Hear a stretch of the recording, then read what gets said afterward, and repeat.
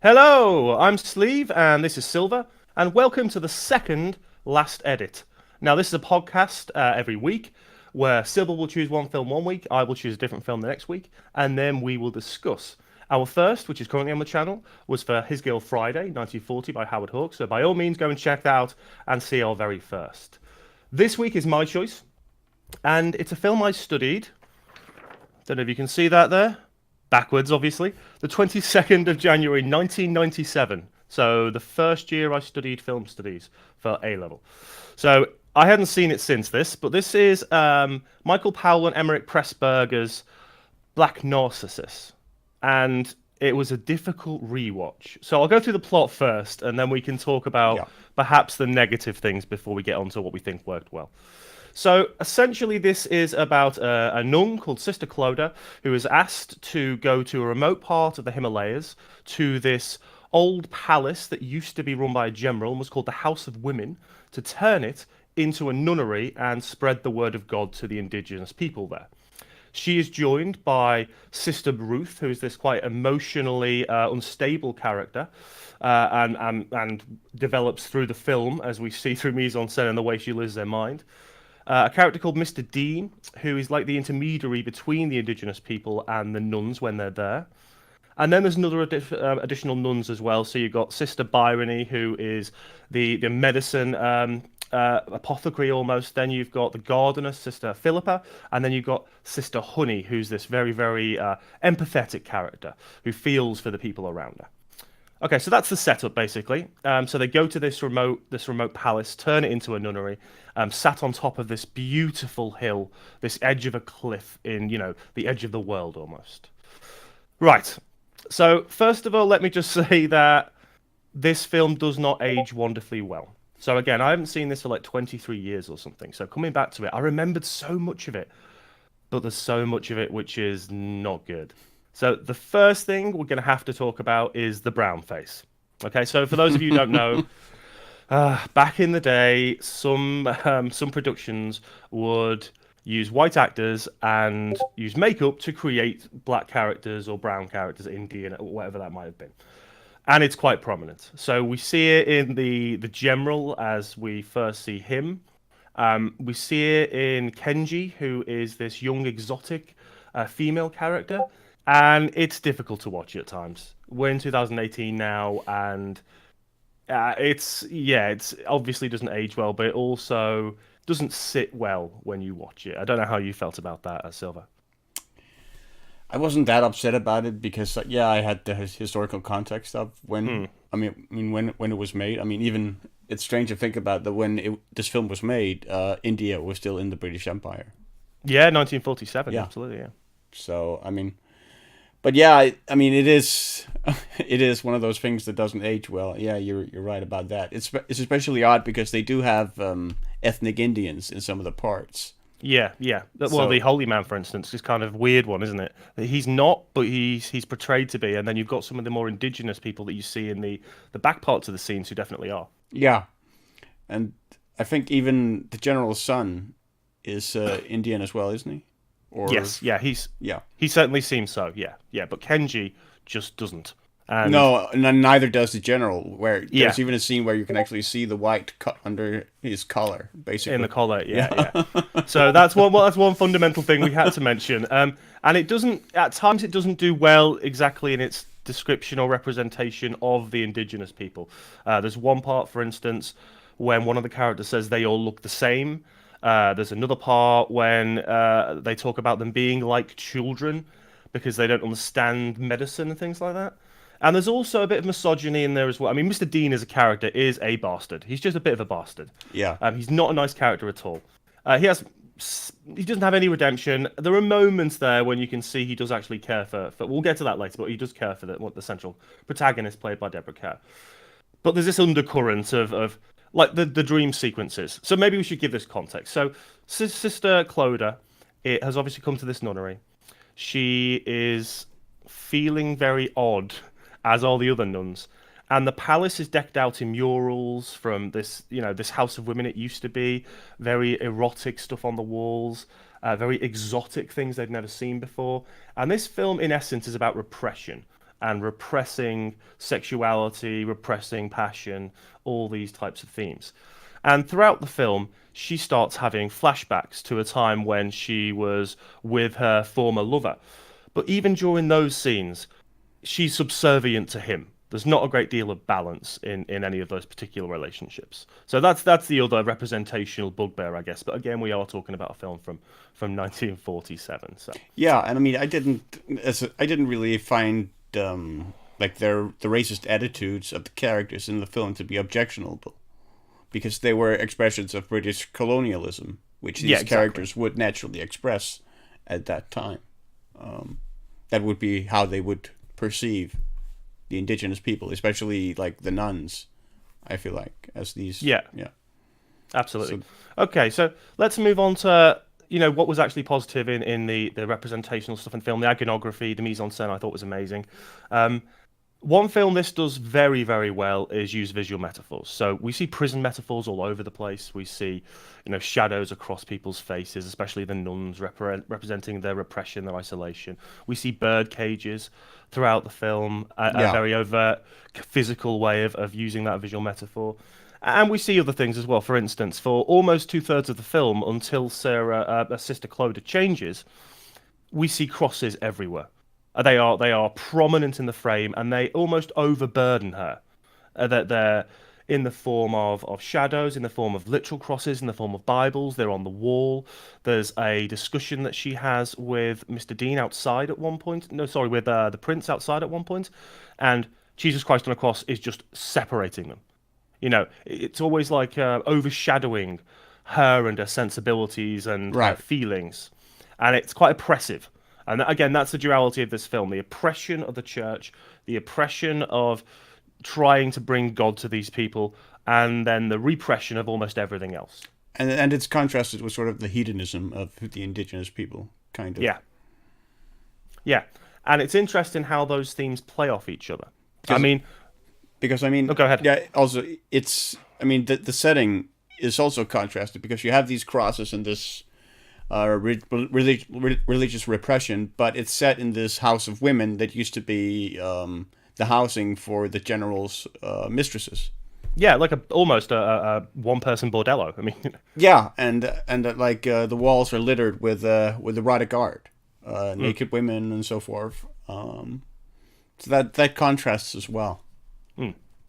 So you've got Mr. Dean, who's this hedonistic outlier who kind of moves between both worlds, the indigenous peoples and also the nuns.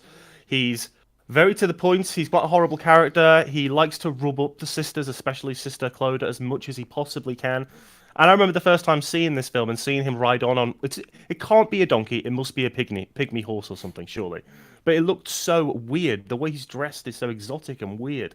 I found it hilarious how short his shorts were. Like they're basically briefs.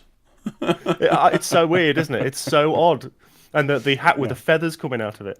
Yeah. So unique as a look. But that dynamic's quite interesting. And the other dynamic is Sister Ruth, who is this emotionally unstable, quite ill character, who is massively sexually repressed and fancies Mr. Dean. But she struggles because Mr. Dean clearly has some affection for Sister Clodagh. Now, the film really kicks into gear in terms of its, kind of symbolic nature and pushes the narrative forward a bit, the themes forward when Kenji appears. So this 17-year-old girl, Kenji, comes after the little prince, and she's this orphan who is very over-sexualized. She's very exotically dressed. She's very unique. There's one scene where she is dancing on her own next to the murals, which are in the palace, and it's completely displaced against everything the nuns represent and stand for. And that's where it starts creeping in, I think, to Sister Clodagh in particular, bit by bit, just getting under her skin, and then the flashbacks to her prior relationship start happening more frequently. Yeah. And there's also the scene where she sort of sneaks down to get the first time she sees the general's son, I think, is when she sort of sneaks down underneath this cover or like a wall or something. Yeah, it's a wall, I think, yeah. And she crawls in underneath it. to watch him, and he looks down and sees her, and that's the first time they sort of connect. Yeah, absolutely. Uh, this film is about the the relationship between characters and that repressed sexuality, which never really comes to the fore until near the end. It's a beautiful film to look at, I think. Oh, Just for sure. the The environment, Technicolor is like really, technical. really Oh, pops in it, it really, really does. and the There's matte some matte paintings are beautiful. paintings. Yeah, Exactly. They look amazing against that palace, and that palace on the edge of a cliff is just a wonderful environment to look at. yeah. The model is well made too. Yeah, absolutely. I found the holy man quite funny as well. He's just sat there in the same position, staring out into the distance for the whole film. And even when Sister Ruth loses it, and they're searching for her near the end, he's still we can't ask him. He won't care. It's below him. It's not something you'll care about. All right, let's talk about Sister Ruth for a minute then. So she slowly mentally unravels, and bit by bit, we see more close-ups, more extreme close-ups, until we basically have shots of her and Sister Cloda's eyes right up close. It really changes when she orders a dress. Oh, I should mention the color red as well quickly, I guess. The first time we see Mr. Dean, he of course is emblazoned in a red top, a very red top, and that indicates passion. It indicates something beyond what the nuns in the traditional white garb are used to. And that colour continues when Ruth buys a red dress and wears it and almost looks like a Hitchcockian character in many ways. Because as she mentally becomes more unstable, the cinematography changes. We get that orange hue under her and it becomes brighter and brighter, clearly more visceral as she slowly descends into madness. Yeah, but I mean the driving moment, the moment that really sort of gets everything going, is when Sister Ruth comes up and she's covered in blood. Oh, yeah, the very start, yes. Yeah, from Or helping a bit after the someone. start. I forget if it was like a pregnancy or whatever it was. I forget it. But she had been covered in blood trying to help them, and she gets scolded by Sister Clodagh, as I recall. Yeah, And yeah. as So she, she's and as she's leaving, he, well, I forget his name. Mr. Dean. Mr. Dean then stops her and is kind to her, Yeah, and that's the moment that sort of puts her focus on him and makes her obsessive about him. yeah, absolutely. And again, that symbolism. In fact, that scene is kind of encapsulates much of the film. You have Mr. Dean being kind to her after she's been scolded, as you say, by Sister Clodagh. You've got the cross on the desk reinforcing Sister Clodagh's faith and pushing that towards her. You've got the bird cages. You've got her covered in blood. And you've got Sister Bryony who marches out of the room because it's her job to do that. And Sister Yeah. Ruth was told to stay in bed. You know, one scene I think is beautifully shot and very, very well composed is when Sister Ruth is in her red dress and Sister Clodagh is sat opposite her when she comes into the room, puts the candle down, and they just sat opposite each other. And Sister Ruth picks up a mirror and starts putting on makeup, and we get a close up of the lipstick as she puts the lipstick on. Obviously, that physical, visual representation of love and passion, and expression of desire. And Sister Clodagh picks up the Bible and starts reading that, but Yeah. then she falls asleep as the tension builds and Sister Ruth gets more manic, and tries to leave the room. Sister Clodagh's asleep, and then the Bible falls to the floor. And I think she's nowhere near Ruth, but that repression is there, and it's starting to bubble. It's bubbling a lot more than it was. And then Of course. obviously Yeah, we end up. for sure. Oh, carry on. No. I was just agreeing with you. Yeah, so it all comes to a head, and in the end, she goes to see Mr. Dean. Sister Ruth is in the red dress, and he quite violently says, "No, I don't like you. Like in no uncertain terms. I can send you off somewhere else, Darjeeling, or I can send you back to her, but you're not staying here." And then the screen goes red. We get this filter, and she passes out. We get like perceptual subjectiveness of her viewpoint, and then she wakes up. She says she wants to go without his help, and that's when the ending really starts kicking in. And she goes back up to the palace where she sees Sister Ruth ringing the bell, which is another motif throughout the film, and then tries to push her off, but of course messes it up, spins around, and we get her falling to her death. Yeah, that And whole Sister sequence was Clodagh really down. poorly shot, I thought. It was, yeah, it was. Um, it's a bit like the Death in Vertigo. I showed my students it a few weeks ago, and it's very poorly kind of blocked. And also, obviously, you see that dummy fall past the window as if it's, that my students were like, "What is that?" Look, guys, this is like 1930 something. Okay, it films. Okay, 1950 something films. We go further back. Special effects are going to be very dicey, and that was a dicey one. But yeah, it wasn't blocked very well. It didn't have as much impact as I think it could have done. Even a shot of, say, a falling, you know, Sister Ruth would be a bit more effective if they'd elongated it a touch and then had a crane shot or something. But I guess again, the tech isn't there when you shoot in those kind of environments at that period in time. Yeah. So what did you think of it overall then, as a film about sexuality, repression of sexuality, faith, how faith works in that kind of environment, and also the indigenous peoples? I was mixed on it. I had like one of my main issues is you touched on the heavy use of close-ups in the film, which was really one of my main annoyances with the film because it frequently makes very quick cutaways to extreme close-ups, even early on in the film. And I found that to be really, really jarring, even when it wasn't entirely appropriate to the scene.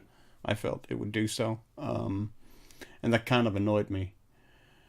But yeah, as we mentioned, just the visual spectacle of it is really impressive. Like there's just the scene with the arrival of spring, where you have all these blooming flowers and so forth, is really gorgeous. But the acting performances were kind of uneven.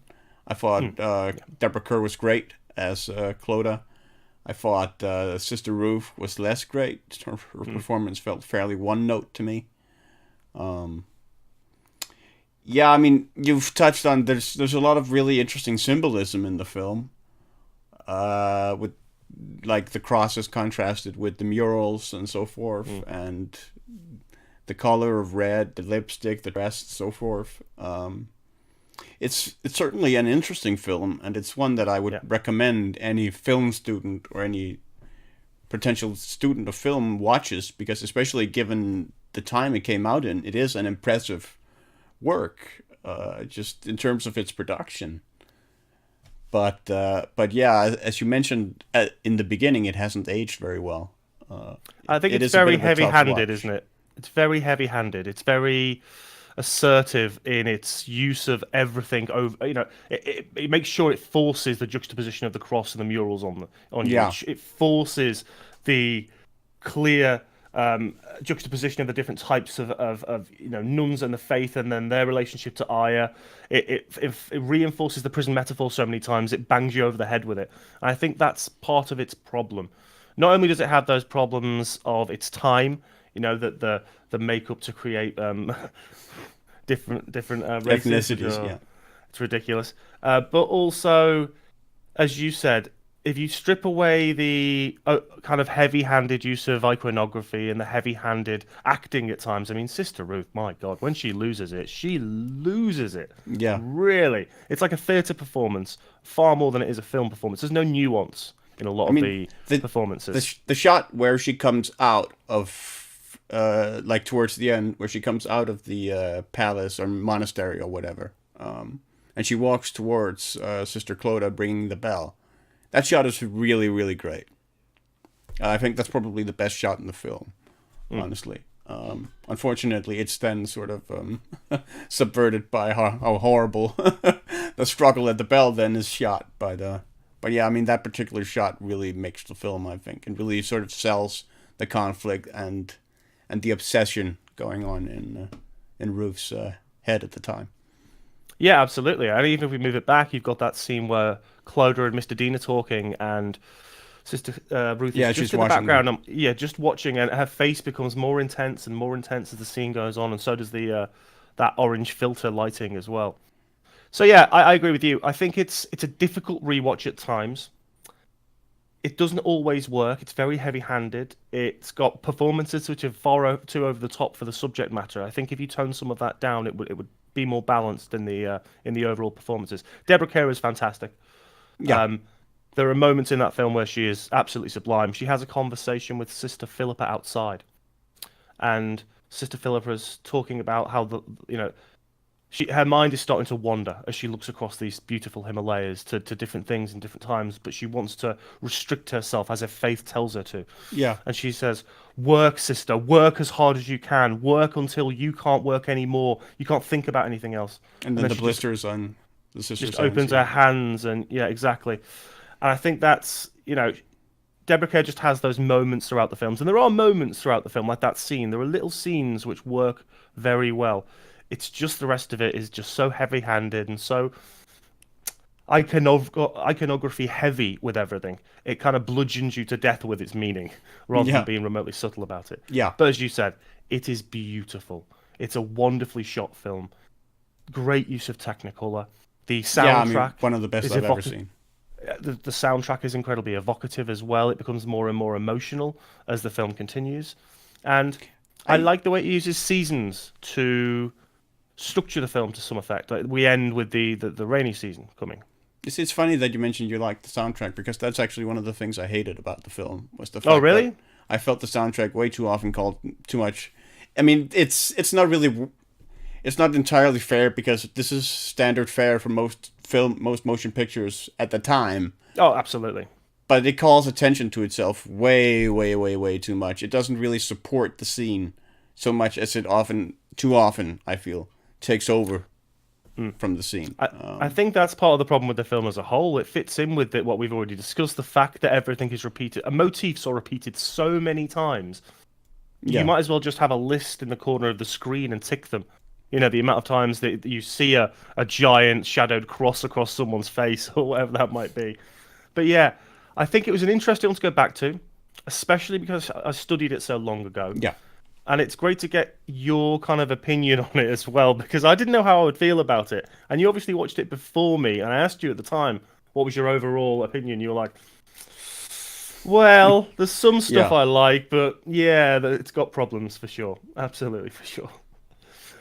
Okay, well, unless you've got anything to add, I think that'll do for our last edit. I think if you're looking forward to our next episode, it's probably going to be the assassination of Jesse James by the coward Robert Ford, which is a Western, in honor of the release of Red Dead Redemption 2, which is a game that I feel leans very, very heavily on that film, actually.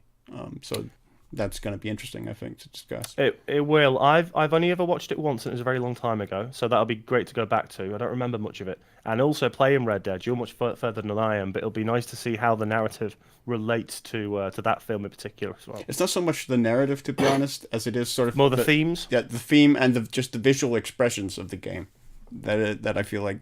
And I mean, there is one scene, one mission in Red Dead that's basically lifted shot for shot from the assassination of Jesse James. I feel like I should watch that now before I play any more Red Dead in case I come across the scene. That'd be great. I could always link it to you because it's on YouTube. So yeah, that'd be great. That'd be brilliant. Okay, thank you very much for watching the Last Edit podcast. As you've heard, we're going to be doing the assassination of Jesse James next week.